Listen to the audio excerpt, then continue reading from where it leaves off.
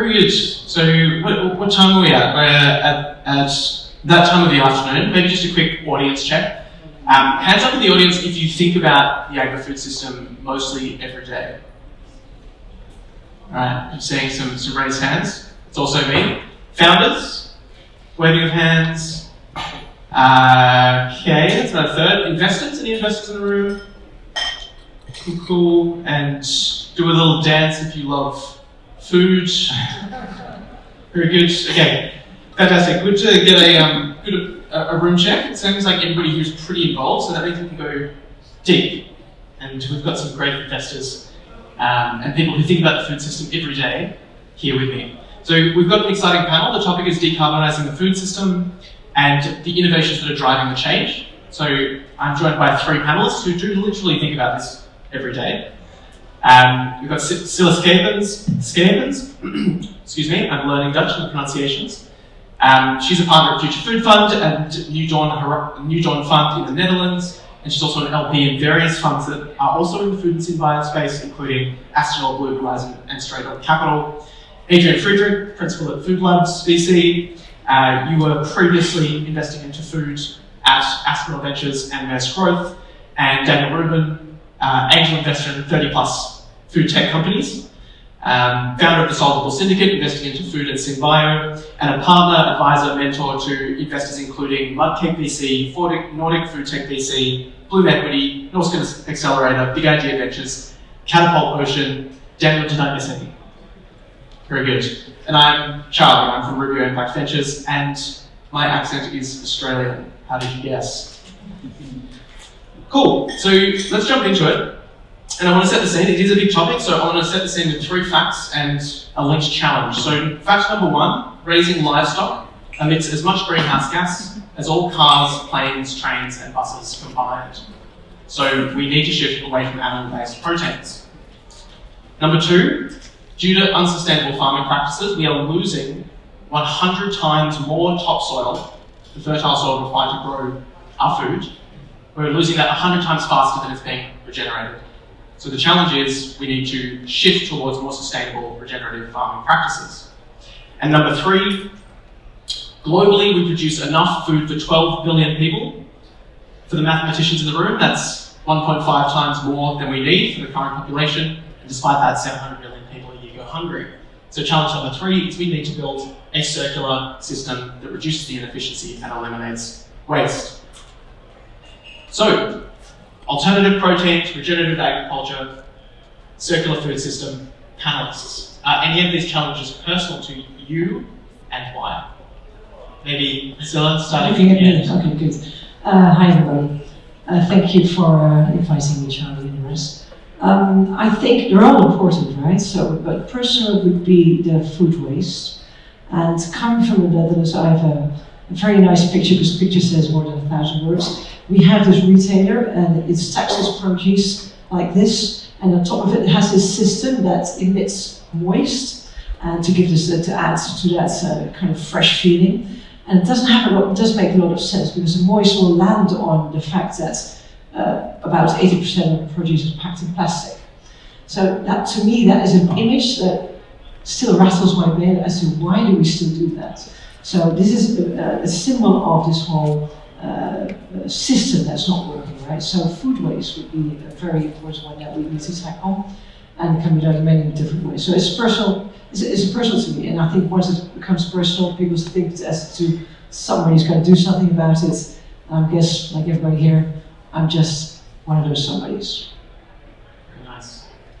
Daniel, over to you. What's personal to you with these challenges?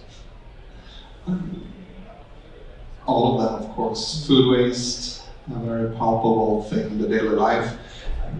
You know, I think alternative protein, because I've been working with the space for 8 years or something like that, and I've supported many of these entrepreneurs. I've tried many of the products, met many of the investors. I've seen many succeed. I've seen even more fail.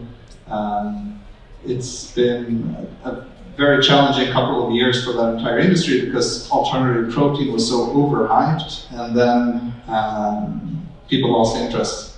So a lot of over-promising and under-delivering. I think a lot of consumers were promised this is going to be the same taste and price and convenience that you're used to, and then they go and buy vegan cheese and they realize the nutrition is crap. It tastes more than tastes worse than my regular cheese, and the price is higher. I'm never gonna, I give up on this category.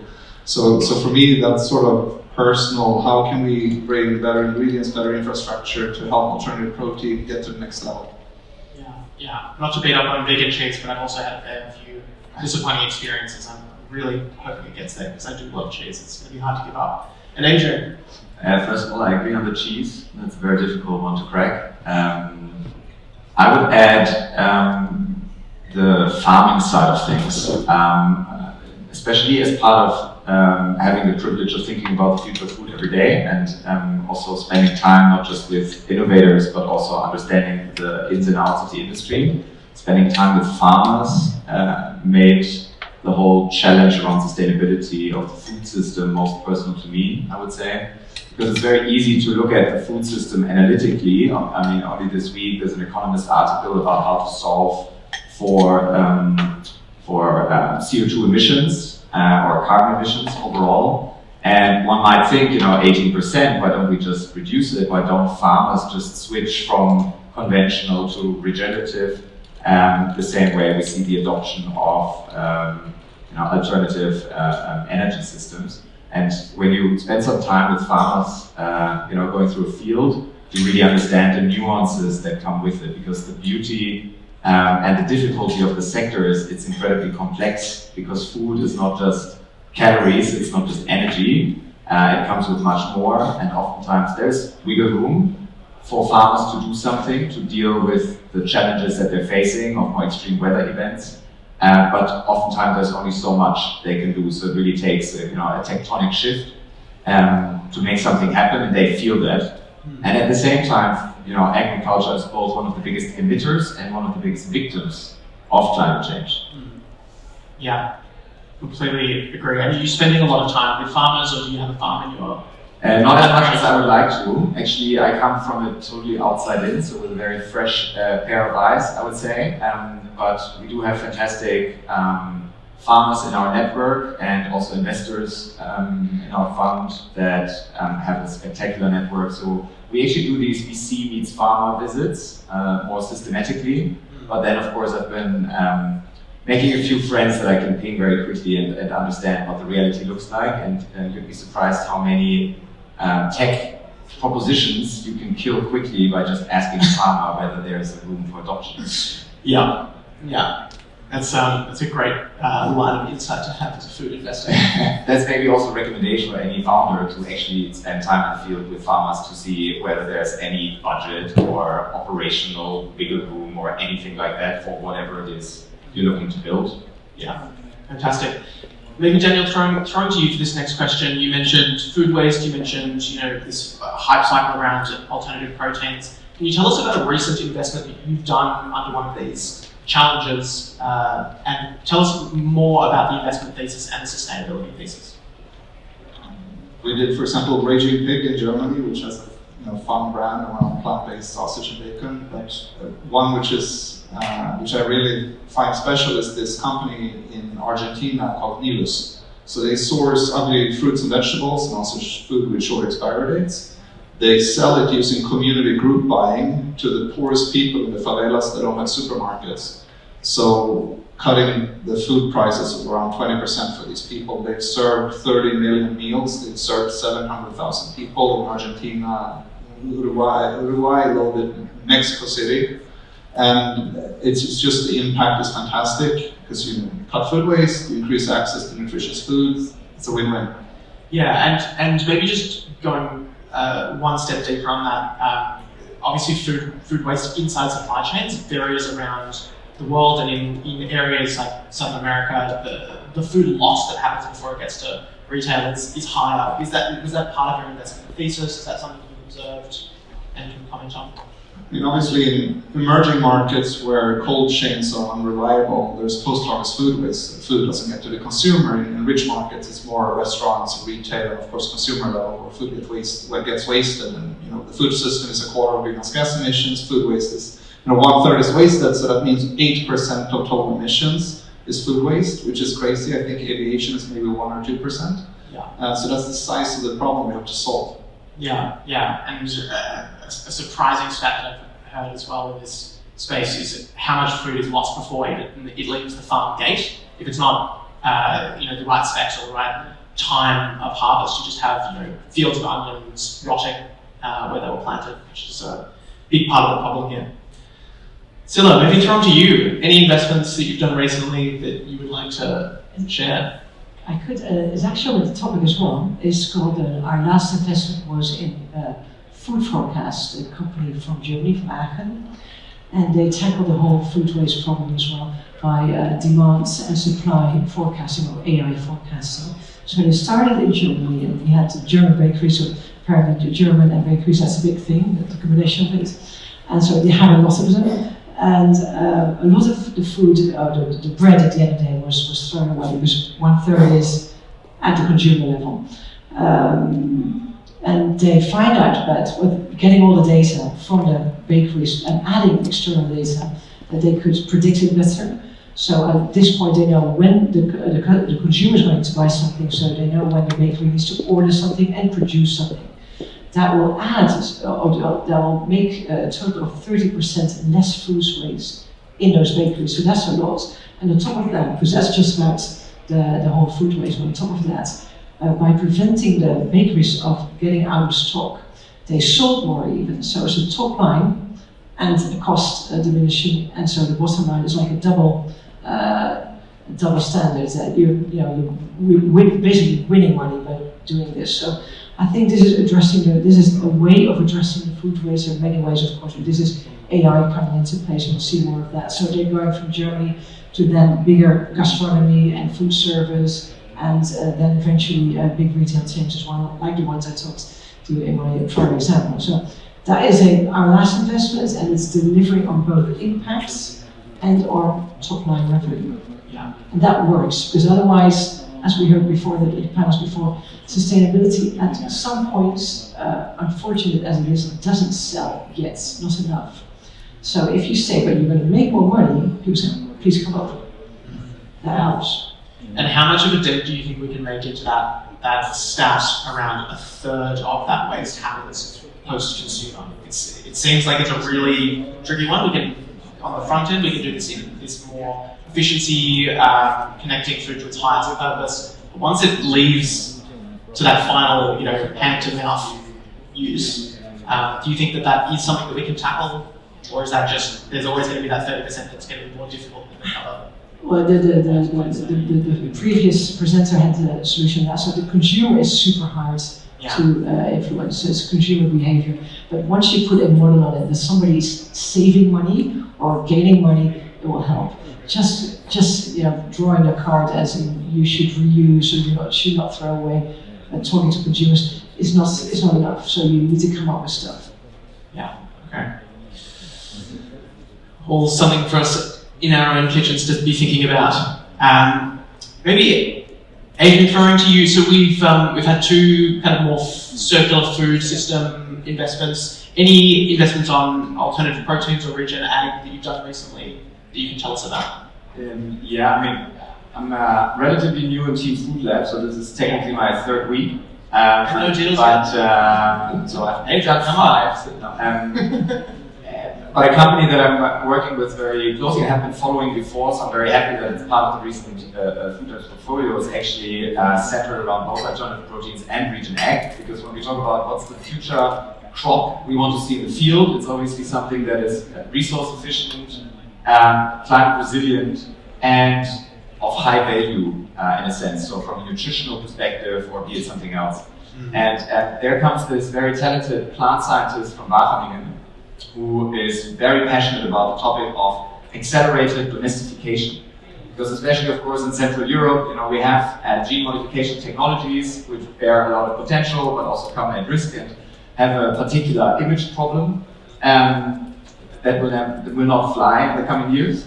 So what they do is he found a wild potato that was actually eaten over thousands of years, but never cultivated. And he's finding a way to accelerate the domestication. And the beauty of this wild potato is that it's incredibly high in protein, very low resource requirement and very resilient. And you can grow it to super high productivity levels because it's a tuber, so it's underground. Whereas a pea, if you grow it to be larger, it will fall off at some point. You don't have that problem here. You can substitute it for a potato. And the ultimate, measure that you want to look for is protein per hectare. And that's where, a steak would yield the worst by far, but where also many other proteins or products may not have the best results. And this could really be a step change when it comes to, feeding a broad population with the most essential macronutrient, which is protein. Mm-hmm. Yeah, and as we know, shifting your diet from a animal-based protein to an alternative protein is the biggest leverage you can have as an individual to decarbonize your own personal life. So hoping these potatoes come online so we can have another option. I'll keep you posted. Maybe staying with you for this next question. So we've all looked backwards onto previous investments. In hindsight, everything looks good and you have done the thinking. Maybe looking forward now, are there any breakthrough technologies or insights that you have in this effort that we have to decarbonize food that you think are currently being overlooked? I can start. So again, actually staying on the field, but not necessarily. Also, when we talk about food, a lot of the inputs that I use on the field are incredibly important, right? Like Haber-Bosch, nitrogen is a fantastic invention that saved hundreds of millions of lives, but happens to be incredibly polluting and difficult from many other angles. And same goes for a lot of the other standard inputs that allow for us to not worry about being fed every day. Where we need to find solutions, but it's very difficult to solve. And for that, we will need to find way more bio-based solutions. And the difficulty here is that you will not find a one-size-fits-all replacement for these, absolute blockbuster of products that are chemical-based. You will need to be more nuanced, it will be more complex, and that will require a much more sophisticated tech stack at the very beginning of the funnel.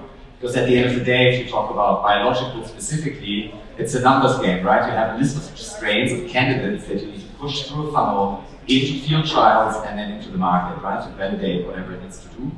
And just for the early stage on the kind of microbiological research level, I think there's tremendous potential to improve the toolkit from a hardware and software perspective to fast track by orders of magnitude that are needed the development of these products. So that's one of the aspects that I've been very interested about.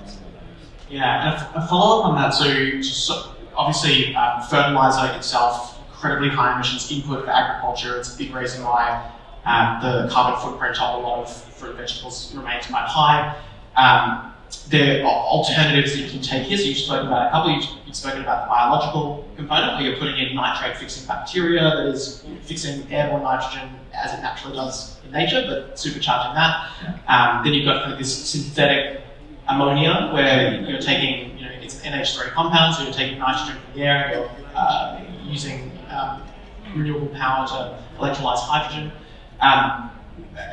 Do you feel either of those two approaches, do you think are more likely? What's your view on what will be the solution, or will it be a combination of kind of all of these efforts where we'll be putting in green ammonia plus a better biology plus a this plus a that? From what we can see today, I believe it will have to be a combination of things. It will require different kinds of crops that are not as demanding, like a protein potato that can naturally fix nitrogen. And then, the big ag companies like Yara, for instance, they're doubling down very much on green, Haber-Bosch kind of using hydrogen approaches. Makes sense for them. Makes sense for them. That will be part of the solution. And transparently, we have not seen somebody with that magical invention that can really solve this at scale. So until that point comes, we will have to work on pushing all fronts so that we get to a whole, essentially, because it doesn't look like we will have this, silver bullet, one-for-one replacement that is as efficient as conventional. Yeah. I'd be really interested to see this green ammonia price point come down as well. It feels like it's hit a bit of a market threshold that's about 3 times higher than your Haber-Bosch fertilizer. Yeah. But there are lots and lots of companies working on breaking that cost curve.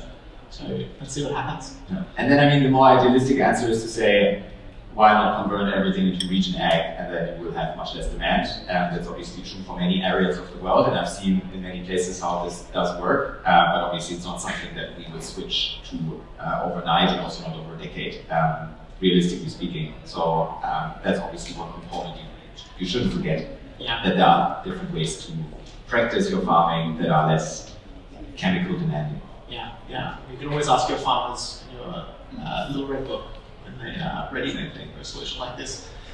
So Daniel, are either of you sitting on an insight that's being overlooked, or maybe one that's being underlooked?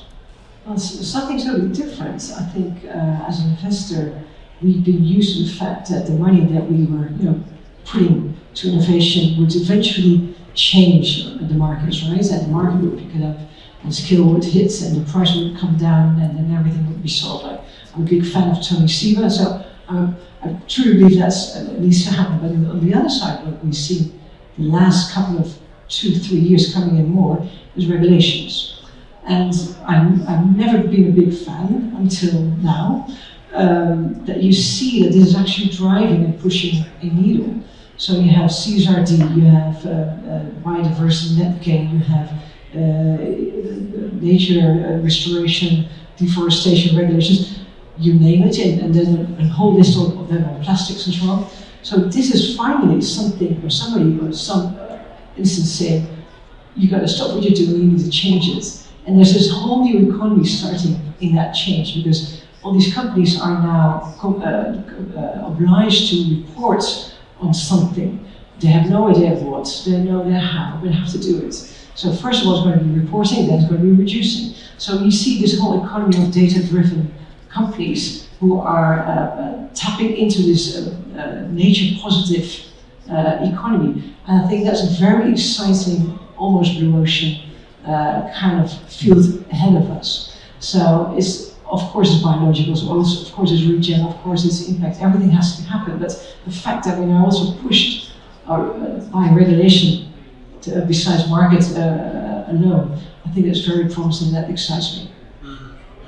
And I think I've seen a number of companies that are working to solve the complexity of the landscape, the complexity of your compliance requirements. But there are also so many of these companies that are all coming from different angles. Are there particular things that you think will be the defining characteristics of success for those companies? Well, a combination of all of it, right? So first of all, you need to very quickly understand the whole landscape of regulation and law and legislation, which is very tough and hard to do. And then you need to find out what the pain is at a company or customer or whatever level you're looking at, because somebody's feeling the pain, which you need to solve. And again, said it's about reporting now, but it's going to be about reducing later. And that's interesting, because that's where the solution comes in place again. And things like offsetting going to insetting, or things like everything going from a liability or a cost place as a line item to a revenue or a asset-based kind of financial statements. That's what we need to be moving towards. That's what companies should be doing. And everybody around that, by solution or reporting or reducing, that's going to be very interesting. I think that's the blue ocean that we need to see, and we'll see happening. So carbon was a big word, and still is. But nature metrics are now coming in as well, and it's a more holistic, more broader view of it. And with nature metrics will come nature credits. So that's a different space where we're about to venture into. Yeah, fantastic, interesting. So Daniel, I'm going to throw to you with a question, but I'm also just going to put it out there for the audience after this question. If anybody's sitting on anything that they're absolutely desperate to ask, I will open up the floor. Daniel, is there any view about these challenges, what we've talked about so far today, that you think most people would disagree with you on? I don't know.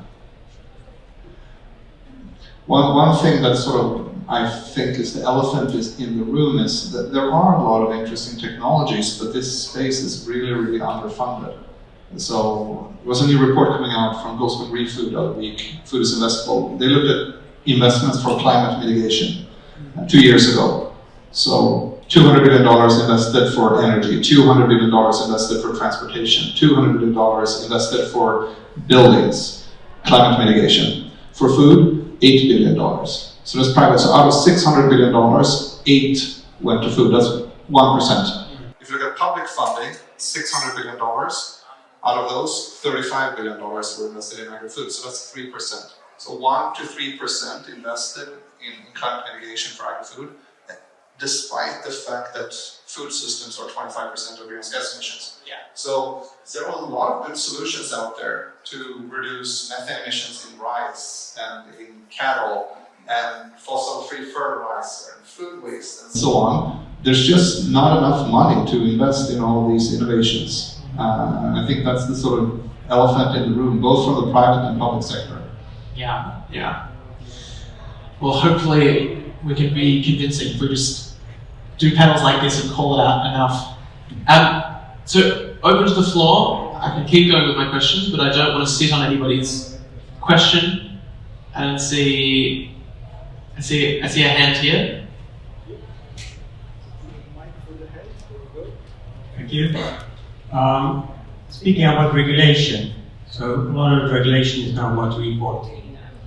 But there is a lot of regulations and rules on how agriculture is subsidized in the EU. So even if now creating the need to change, but at the same time they're funding the existing, the status quo. Would you like to comment on this? It's crazy. So we're subsidizing an whole economy, right? That is hurting the society, etc. I think about 1/3 of the EU budget goes for agriculture, if not more. So we're in a subsidized system, and here on the stage before on consumer, there's all this talk about the prices of plant-based being high. We don't even know. What do you compare it to? You compare it to something that's subsidized. So I couldn't agree more that there is not, in a way, yes, there's a lack of money. There's also a political change, an economic change, because if somebody at EU level would say 300 billion goes from one side to the other side, we have to probably would be fixed. And we're going to penalize everything that is a scope 1, 2, 3 damage, as it should be. It should be a liability at one point, or cost at somebody's financial statements. So until that would be a real game changer, right? So in your financial statements, things would have a line item, and then something would be changing there. So I couldn't agree more. It's a ridiculous political and economic stalemate that people say, but I can't change because I can't. Where's the money coming from? You know, we changed. Well, there was this whole in a way subsidizing system in place with Corona, right? So there was in Holland at least 80 billion were given to companies to keep them up alive and keep them alive. So why can't we do that? So from transport from one sector to the other sector, it would be so. In a way, it could be easy, but it's not. So there's a lot to talk about the elephant, and we keep on walking with the elephant in the room. But what needs to change? Maybe something that there's a direct consequence between us now eating meat and the water rising, because that was the whole COVID situation, right? I could sneeze and your grandmother would die. So then we stop sneezing, or at least I sneezed inside. So there's something you can do it, but it's a political challenge more than anything else at this point. Money is there, as we relocate it. Fantastic. And I think we had one more. Yes, thank you very much for the very interesting perspectives. I think we have touched on things that are really essential to, beyond just business, but things that are really inherent to humanity.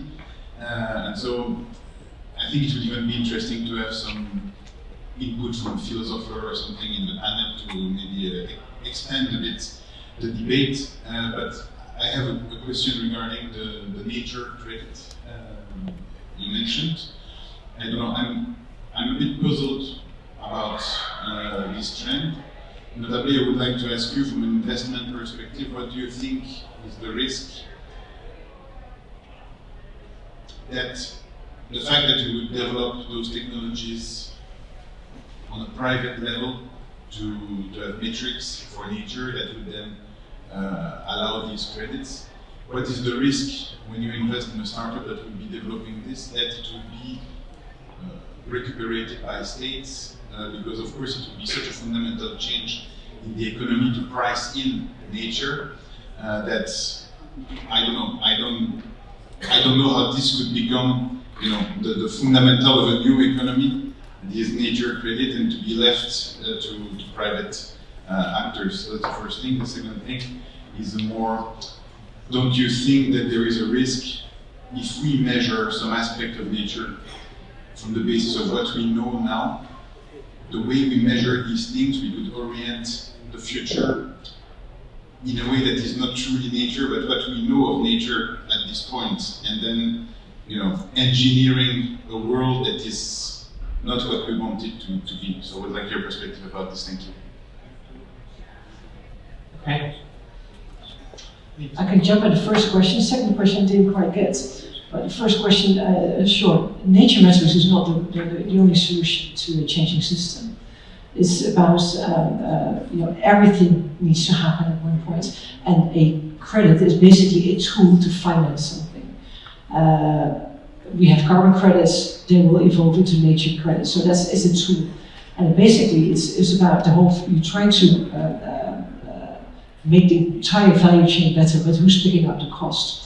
And the credit is a way of some part of the tool, or is a tool for some part of the value chain to be financed, and it is private. So I think it shouldn't be all private, it's just a little part of it. It should be a hell of a lot more public money, to your point. Because this is a race, it's not a race to market, as we say, but it's a race to mission. So we should all do it, and there should be much more money going from a public point of view into the system. And the metrics, and thus the carbon credits, are a part of that, but not the biggest part.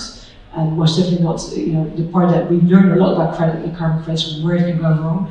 Their learning is there, and I hope somebody would supply that into the nature metrics. It's not the most important one, but a tool in financing a system that needs money and change. Fantastic. And with that, we are out of time, so I want to thank the panelists for their insights. We've talked these three big challenges: ultra-protein, regenerative ag, and the circular food system. And we have also talked about this elephant in the room, which I think we all should avoid making friends with the elephant in the room. So we definitely need to keep fighting for more funding and more recognition of just how big of a contribution food has towards our net zero goals. So thank you, everyone.